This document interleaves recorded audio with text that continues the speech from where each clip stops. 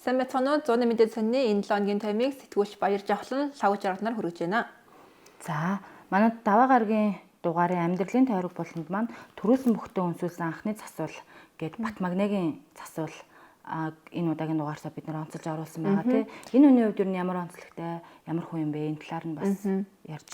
За Монгол түмний бахархал болсон одоо 93 наадмын нэг үндэсний бүхийн одоо төрөлд Монгол Баян-Онгор аймгийн Жинс цумын харьяат Монгол улсын начин их төвшингийн Батмагны одоо төрүүлж Монгол улсын арсан цадны холбоос хангасан. Ангитан тэрээр одоо баярын сэтгэлдэн одоо өөрийнхөө засвалыг одоо үнсэж одоо илэрхийлсэн одоо ард түмний бас хайр хүндэтгэлийг бас их хүлээгээд байгаа. За түүний хувьд болохоор түүний засвал одоо Сэргэлэн Баатархын хувьд болохоор Говь Алтай аймгийн Тонхил сумын харьяат. За Говь Алтай аймгийн Тонхил сум нь болохоор одоо үеийн үед маш олон одоо улсын засвал одоо төрүүлсэн одоо улсын засвуулын одоо үлгийн нутаг гэж одоо хэлэгддэг. За тэр ч утгаараа түүний одоо ах болон одоо тэрээр нийлээд одоо нэхээс тавуулан одоо Монгол бүхийн одоо засвал хийж яваа нэг юм байна. Ер нь одоо нөгөө үндэсний бүхийн одоо бүх төрүүлэхэд жишээлбэл нөгөө нэг засвуулаа үнсэжсэн ер нь тохиолдол байхгүй. Засвал нь бол бүхэн үнсдэг байсан юм байна тийм. Засвуудад одоо мөрөн дээрээс нь төрөө бүх төрүүллээ гэд маш их бэлэгшээж одоо төрөө бүхэн одоо ингэж барьж авч үнсдэг бол одоо анх удаа одоо засвуулаа үнсэн тохиолдол одоо энэ жилийн одоо ардын хувьслын 104 жилийн ойгоор бол тохиолсон. За энэ тухайгаа одоо энэ Сэргэлэн Баатар засвал одоо маш их бэлэгшээж маш сайхнаар одоо хүлээж авч энэ тухайгаа манай сониос хуваалцсан. Тэгээ түүний одоо амьдралын үүх түүх тийм намтраа одоо энэ тухай бол манай сонио энэ удаагийн амьдралын тариг болно л онцлсан. Сэргэлэн Баатархын хувьд болохоор яг сүүлийн 25 жилийн хугацаанд одоо яг улсын засвуулаар бол одоо ажиллаж байгаа юм байна. Тэгээд энэ удаа яг зүүнний мандлагаар анх удаа гараад тэгээд мөрөн дээрээс анхны одоо төрөө бүхэн бас төрүүлснээр их онцлог байгаа.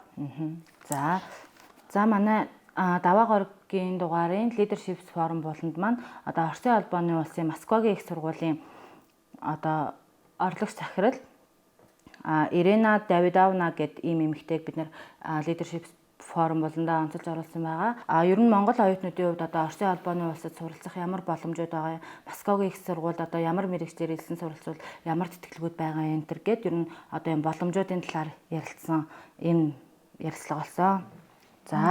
За манай Мегмар гарагийн дугаарын гол материалаар нэг ангийнхан болонд маань одоо 60 жилийн ойгоо тэмдэглэж буй нэг ангийнхныг бид нар энэ удаа онцолж оруулсан байгаа тийм. Энэ ангийнхны хувьд ер нь ямар онцлогтой ийм ангийнхан байваа? Ер нь манай 100-ны мэдээ сонин бол ер нэг одоо ойгоо тэмдэглэж байгаа нэг ангийнхны тийм ер нь сониндоо онцолж оруулж тэднүүсийн дурсамж түүхийг бол сониндоо бол мөнхөж үлдээдгээр бол онцлог.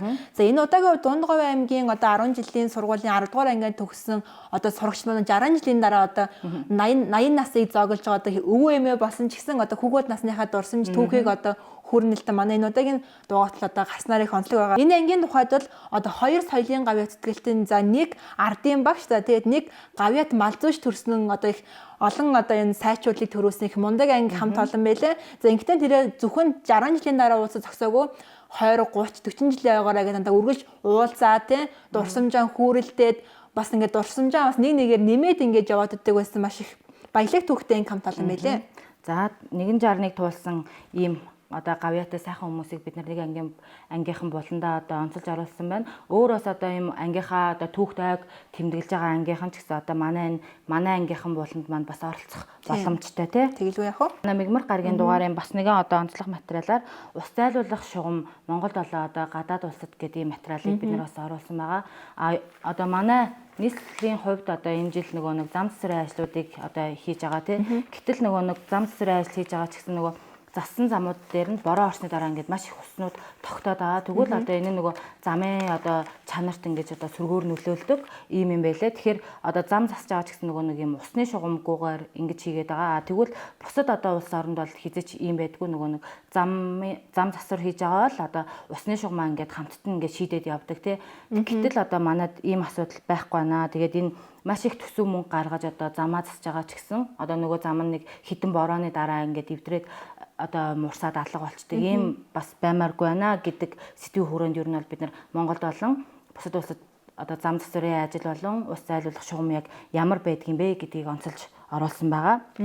За Мегмар гарагийн дугаарын өв соёл болонд маань Баян мөнхөн аваргын одоо крашн түн дайл уурлаж бэлэхлүү гэдэг материал орсон. Энэ бас их сонирхолтой санагцсан. Энэ яг ямар утга учиртай ямар дайлан бэлгэлсэн бэ? Энэ талаар бас үзэгчд маань ингэж одоо дэлгэрүүлж чадахгүй юу?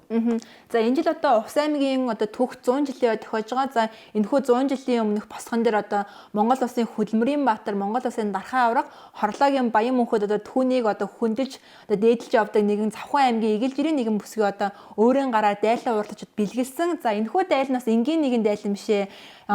Дайлангийн одоо арын төв хэсэгт одоо Баян мөнх аврагын нэрийг монголчуудын одоо угалзан их хэмжээний тэгээр одоо бичээд за 3 давхар зүү ороосон. За ингэхдээ бас нэрнийх нь төв хэсэгт болохоор түүний овгийг за тэгээд дайлангийн одоо бусад одоо болонгууд дээр нь болохоор мөн монгол бичгээр түүний одоо гавьяа тий амжилтуудыг бас багтааж өгөхийг бас оролцсноор их онцлог им дайлан болсон мэлээ. Үнэхээр бас сайхан бүтээл болсон байна. Хин гэж эмэгтэй бэлгэлсэн бэ? За энэхүү эмэгтэй нь болохоор Гэрэлмаа гээд Монгол хэл бичгийн ухааны одоо юм багш бүсгүй байлээ. Тэр л утгаараа бас өөрийнхөө мэрэгжлийн онцлыг бас дайландаас шингээж өгсөн мэлээ. Энэ жилийн ардын хувьслын 104 жилийн өн одоо өсвөрийн 128 мөхийн барилдаанд одоо төрүүлж улсын шонхор цал хүртсэн одоо оморыг бол бид нэр удаагийн дугааранд нөрөж ярилцсан. За түүний хувьд болохоор түүний өвөө нь болохоор бас аймгийн начин Дурнай гэж хүн байсан. Инхээр тэрээр одоо удам дамжсан одоо юм бүх одоо залуу байна. За тэрээр бас мөн үндэсний бүхөөс гадна жуудо, самб, зантэн крош бүх зэрэг одоо бүхийн олон төрлүүдээр бас хичээлж мөн одоо баггүй амжилтыг бол гаргаад байгаа. За мөн цаашид бас нэлээх том зорилгоодыг бол тавьсан байгаа мэлээ. За үүнээс гаднаас чөлөөт бүхийн төрөл одоо спортоор бас хичээлэх гэж байгаад хоогоос хуваалцаа. Энэ нь одоо түүний одоо үндэсний бүхөөр гаргах те тэр амжилт нь бас одоо мэх за тэр хурд хүчинд нь бас мэх давуу тал болно гэж бол бодцоод хоогоос хуваалцаа. За тэрээр мөн ирээдүйд одоо улсын том цолтон болно те мөн цолондоо бас дүүрэн бүх болохыг бол одоо хүсч мөрөөддөг тухайгаас манай сонинд бас ярилцсан байгаа. Энэ тухайгаас ярилцлагыг манай 5 гарагийн дугаараас өргөжлүүлэн унших боломжтой. За манай пүрэв гарагийн дугаарын тренд зочин болонд маань одоо занаа гэд ийм эмэгтэйг бид нэр онцолж оруулсан байгаа тийм. Ер нь манай тренд зочин гэдэг болонгийн онцлог нь яг юу юм? Энэ хүн болохоор манай тренд зочин болонгийн одоо яг ямар шалгуурт нь ингэж тэнцсэн, ямар хүн юм бэ гэдгийг бас манай уншигчдад хүрхгүй юу? За манай 100-ны мэдээ сонин болохоор одоо цаг үеийн хамгийн эргэлттэй сонирхол татсан эрхмүүдийг бол тренд зочин болондоо урьж оролцуулдаг. За Занаагааг болохоор ер нь монголчин ихэнх монголчууд болохоор нэг улс төрч эмэгтэй гэдгээр нь л мэдэх бах. За тэрээр ч болохоор нийт улсыг хурлаад 4 удаа бол нэр дэвшижсэн хүн. За үүнээс гадна тэрээр болохоор бас мөн байд харваны одоо спортын бас тамирчин 1970-аас 1980 оны хооронд одоо Монгол улсын шигшээ багийн тамирчнаар бол одоо тамирчин байсан. За энэ удаа болохоор тэрээр одоо 50 улсад зохион байгуулагдсан мастеруудын дэлхийн аврагт одоо байд харваны төр дээр бол 75 наснда дэлхийн аваргын мөнгөн медаль хүртээд ирсэн. За энэ тухай бол одоо бидний ярилцсан сонирхолтой ярилцлагыг бол пүрэв гарагийн дугаараас унших боломжтой. За үүнээс гадна болохоор мөн цаг үеийн асуудлаар буюу одоо хар тамхины одоо эргэн тойронд болж байгаатай үйл явдал за мөн асуудал тэн цагдаагийн ерөнхий газраас одоо ямар арга хэмжээнүүдийг авч байгаа юм те тэр тухайс манай санаа энэ удаагийн дугаартаас ярилцсан байгаа шүү дээ. Энэ удаагийн дугаартаа бид нар цагдаагийн ерөнхий газрын хар тамхитай тэмцэх газрын урьдчилан сэргийлэх хамтын ажиллагааны хэлтсийн дарга цагдаагийн өрөндө Батуйгтай ер нь ярилцсан байгаа. Ер нь бол одоо нөгөө одоо өнгөрсөн 7 хоногт цагдаагийн ерөнхий газраас нөгөө баар цэнгэний газруудад хар тамхитай холбоотой одоо хяналт шалгалтыг тавьж ажиллаа шүү дээ. Тэгтэл нөгөө нэг одоо иргэдийн зүгээс болохоор нөгөө өмнө нь болсон хэрэгтэй холбоотойгоор одоо ийм арга хэмжээнүүдийг авч яана гэдэг ийм байр суурьтай байсан. Гэтэл энэ нь бол одоо энэ хар тамхитай тэмцэх хэлтсэн ийм байнга тогтмол явуулдаг үйл ажиллагаа юм байлээ. Тэгээд одоо иргэдэд ер нь бол мэдээлэл олгох зорилгоор одоо энэ ажлаа ингээд эрчимжүүлээд байгаа юм байлээ. Тэгээд одоо тэр өнгөрсөн 7 хоногийн болохоор юугаар хяналт шалгалтаар болохоор манай улсын 30 гаруй иргэн одоо хар тамхи мансууруулах бодис хэрэгэлсэн байдалтай ингээд одоо тогтоогдсон байлээ. Үүнд нь болохоор гадаад улсын 4 иргэн 3 эмэгтэй ийм хүмүүс одоо яг тэр 30 хүн дотор нь багтсан байлээ. Тэгэд ер нь одоо манай улсад бол хар тамхи маш их газар авсан байгаа юм байлээ. Тэгэхээр иргэд эцэг эхчүүдийн хувьд ч гэсэн одоо хүүхдүүдэд ингээд анхаарах хэрэгтэй байна гэдгийг бас энэ ярилцлагаараа бид нар ингээд одоо ярьсан байгаа. Тэгвэл одоо бас нэг юм жишээ байна л да тий. Одоо юм нэг айлын 12 настай болон 14 настай 2 хүүхэд одоо хар тамхи хэрэглэдэг байсныг юус ээж нь мдээгүй. Тэгээд 2 жил хэрэглээд одоо яг 16 нас ах нь 16 нас хүрдэг өдрөө цагдаад баригдаад одоо 10 жилийн ингээд хорих ялаа авсан гэж аахгүй. Гэтэл яг тэр өдөр ээж нь одоо хүүхдүүдэд хар тамхи хэрэглэдэг гэдгийг нь мэдсэн. Тэгтээ тэр хоёр хүүхэд зөвхөн өөртөө хэрэглээ зогсохгүй одоо ойрын хамаатан болон анги хамт олонны 40 хүүхдэд ингэж одоо нэг хар тамхиг санал болгож хэрэглүүлсэн байсан. Одоо ийм кейсүүд байна. Тэгэхээр одоо хүүхэд чинь баг эсвэл одоо манайх одоо юм манай хүүхдүүд одоо хэрэглэх боломжгүй баян айлын хүүхдүүд хэрэгэлдэг гэдэг бодлол одоо юм өрөөсгөл болсон тий. Одоо яг айл бүрийн хаалган дээр баг ингээд хар тамхи одоо хаалгахшаад тийм хаалгыг тогшоод байж идэг болсон гэсэн үг шүү дээ. Мөн тэгээд одоо юм баар цэнгэний газруудаар бас хяналт шалгалт хийхэд 60 орчим хувь нь яг юм одоо 20-с 20 одоо 20-с 30 насны юм эмэгтэйчүүд байна гэж байгаа байхгүй. Тэгэхээр сүүлийн жилүүдэд бас эмэгтэйчүүд маань ингээд хар тамхи хэрэглэх нь маш элбэг болсон гинэ. Тэгэхээр одоо нэг өөртөө охид хүүхдүүд болон тэднийгээ яг хаана юу хийж явааг нь сайн мэдэх хэрэгтэй. Дээрээс нь эцэг эхчүүд өөрсдөө хар тамхи гэдэг зүйлийн талаар мэдлэг ойлголттой олж нөгөө хүүхдүүдээ юм одоо тархлаатай ойлгох нь чухал байна гэж байна.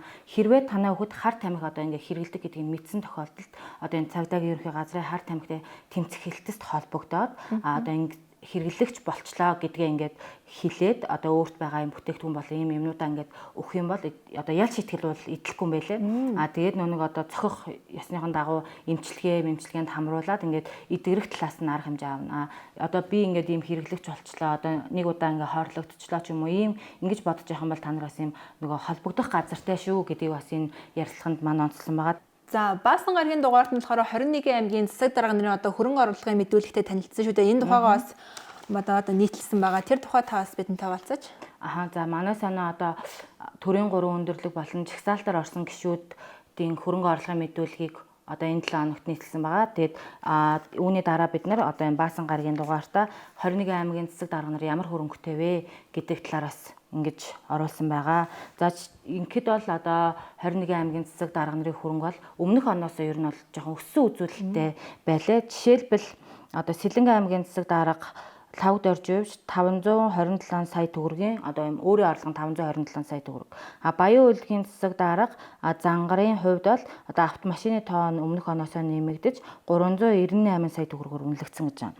Өмнө Говь аймгийн засаг дарга одоо энэ Инх Батын хувьд бол одоо өөрийн орлого нь 20 саяар өсөж 69 сая болсон байна. Гэх мэтчлэн ер нь бол ийм өссөн үзүүлэлттэй байлаа. Тэгэхээр яг энэ аймгийн дарга нарын ямар хөрөнгөтэй вэ гэдгийг манай зууны мэдээ цэгийн сайт болон манай сонноос асан гэж унших боломжтой. Энэ бас их сонирхолтой материал болсон байлээ. Тийм байна. За манай Баасан гарагийн дугаарын бас нэгэн сонирхолтой материал бол ижи бурхад гэж материал байдаг тий. Одоо ээж нарийнхаа тухай ингэж оруулдаг. Энэ удаад бол агуу хурдын амин сүнс гэдэг материал орсон байна. За энэ талаар бас сонирхолтой тий. За Монгол улсын төрийн сойрхоолтын рок урсгалын одоо сүүлийн 30 жилийн түүхийг бичиж яваа хурд хамтлаг болон одоо чон хамтлагийн одоо гишүүдийг одоо төрүүлсэн одоо юм сайхан гайхалтай эмэгтэй тухай бол өгүүлсэн.